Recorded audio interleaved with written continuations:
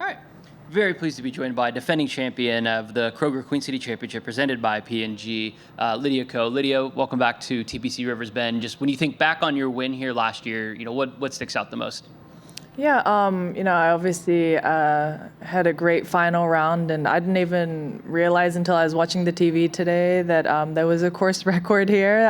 But yeah, I think it's a great golf course. The course dried up a lot, from Monday to Sunday. So just with the weather being really hot, so I feel like we got a little bit of everything. But it was, I think, extra special winning this one after the stretch I had in Europe, and it was my first tournament back after the Women's Open. So yeah, I just kind of proved it to myself that I don't need to prove it to anybody else, and that wasn't just a luck stretch of 3 weeks. But yeah, it was I won the U.S. Women's Am in Ohio. I had multiple wins in Ohio State, so it was kind of nice to add to that collection. Yeah. Has the course changed at all year to year? Obviously we played at, I think, Kenwood, before we had come to TPC Rivers Bend, and the two golf courses were very different. I do think that this year the course is not as dry as, what it got to up in the weekend of last year. I don't know if the team is planning to dry up the course as the week goes on, but as of now, it's not as dry. So I'm definitely hitting longer clubs into the greens. So if it stays this way, I wouldn't be surprised if the scores weren't as low as it was. And then, this field is really stacked usually. What is it about this event, this area maybe, that brings yourself and some of our bigger names on tour back here to Cincinnati?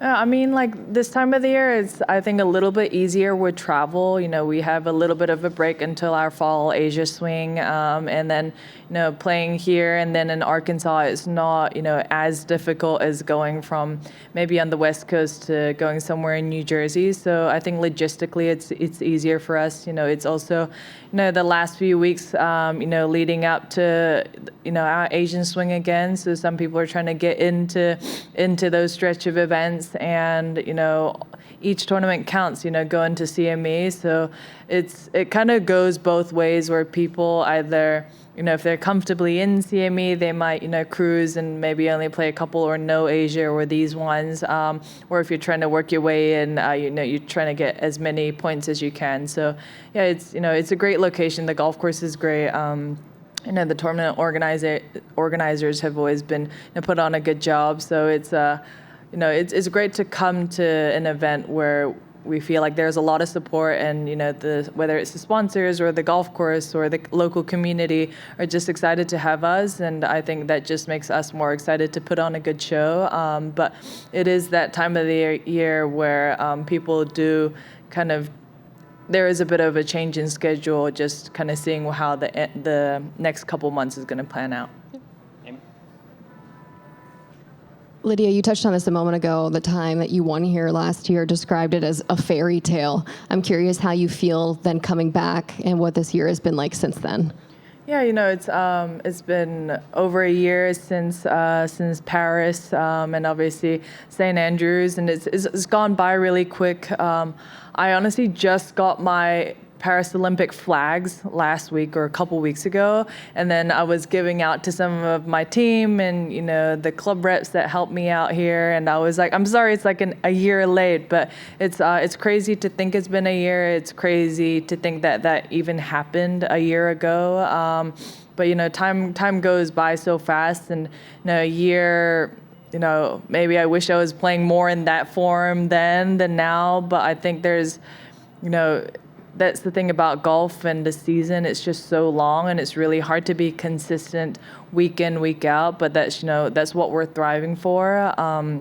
And I had my first top 10 finish in a few months in Canada, and that's also a very special place for me in my career. So that's hopefully that will give me a good momentum, coming into this week. And I've got my sponsors event in Korea for Hannah Bank next week as well. So yeah, it would be a great time of the year to kind of ramp it up again. And I'm excited to play in Korea for the Crown, International Crown, with 3 very new teammates. So yeah, it's an exciting time. There's still I've still got 6 kind of events to go, so there's still a lot of golf to be played. But I'm excited, and I feel like my game is not far off, and it's just about dialing it in. And that's the name of the game. It's a game of inches, and a couple of shots here and there that can make a huge difference. So yeah, hopefully, I'll be able to just keep on building the momentum and kind of see where that puts me at the end of the year.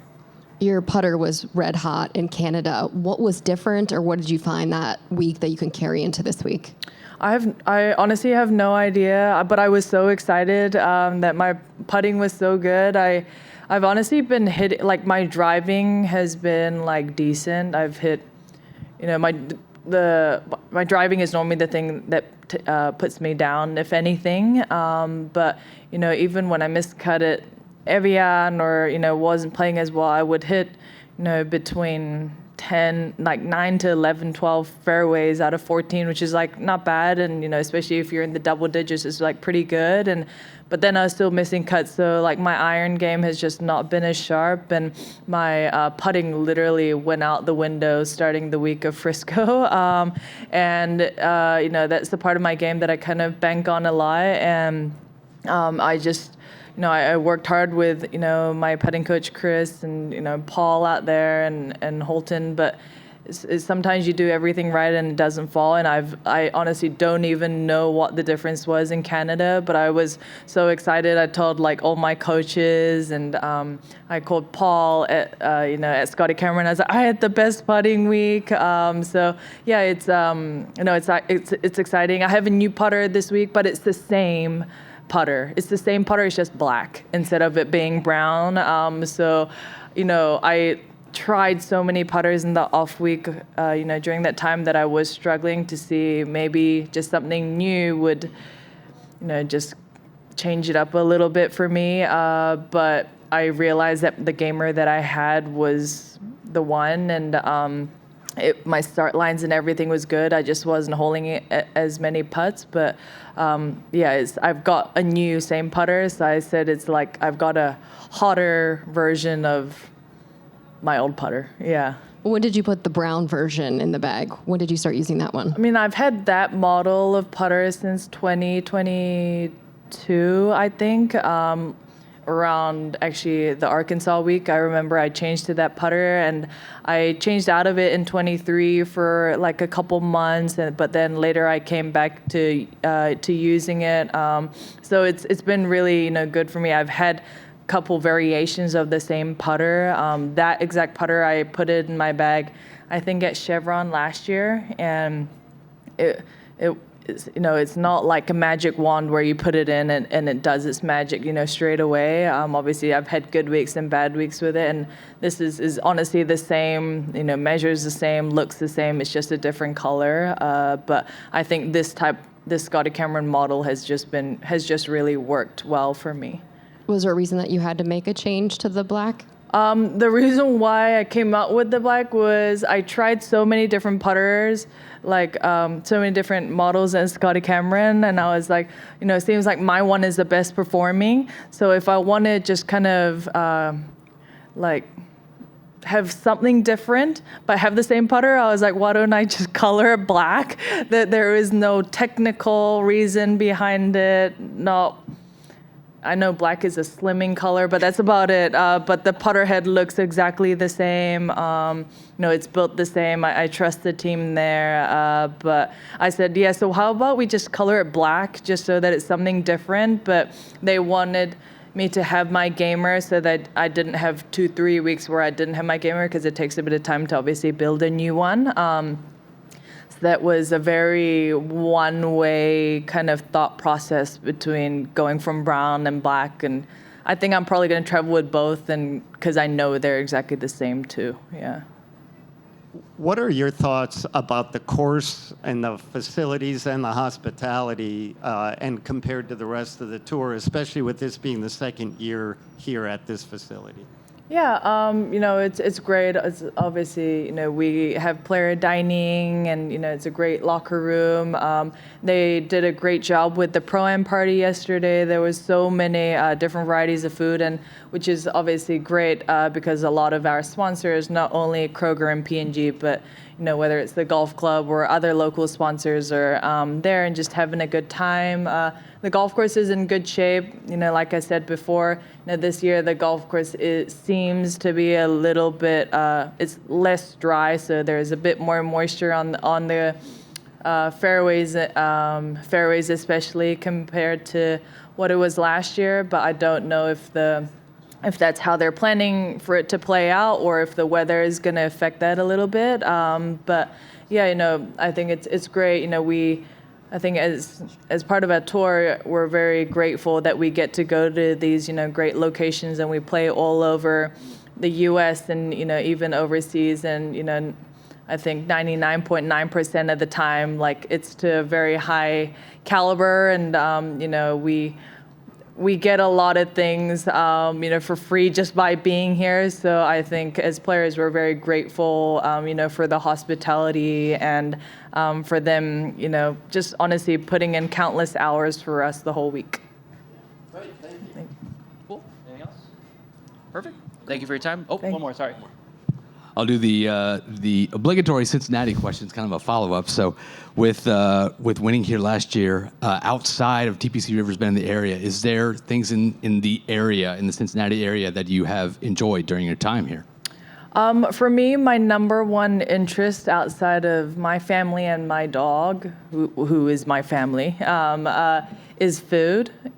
So I would say we went to, my sister and I ate out a lot, and our favorite restaurant are the two Korean ones. Sorry, a little biased, but I think one is called Torsot, and a lot of other players were there too. And then the other one was Sushi-O, so shout out to them. But I know there's a huge amusement park here. So my physios were trying to go there at some point, I think between last weekend and this week. But I'm more of a Netflix and chill kind of person when it comes to my off time during the week. But going to good restaurants is probably one of my favorite things to do. And those two are my favorite as of now. And then Todd, if you want to go ahead and unmute yourself. Sure, yeah. Hi, Lydia. With all you've accomplished in the game of golf, Hall of Fame, you're the defending champion, you've been world number one. What do you use as motivation, and what still drives you to compete at the highest level? I mean, golf is a pretty crazy game, and I don't know if we're crazier or the sport itself is crazy.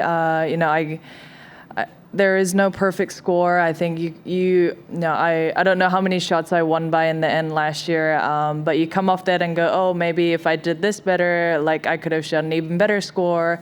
But it's almost like you could take yourself down a rabbit hole as well, because there is no perfect. But I think because of that, it doesn't matter if you're the number one ranked player like Gino, or if you're 100th on the CME list. You're just striving to be better because you have to, and if you stay in the same spot, you're not really going to be in the same spot when time goes by. So yeah, it's just, I think I know that there's parts of my game that needs to be better, and sometimes having the perfect stats doesn't correlate to me winning more. Obviously that increases my chances, but just to be, more and more consistent is probably my goal, and just enjoying my time out here. And I know I don't really know when the end is going to be, but I feel like when I do step away, I'm definitely going to miss it. So just enjoy it as much as I can when I'm still around. All right, thank you. All right, perfect. Thank you so much, Lydia. Cool. Thank you.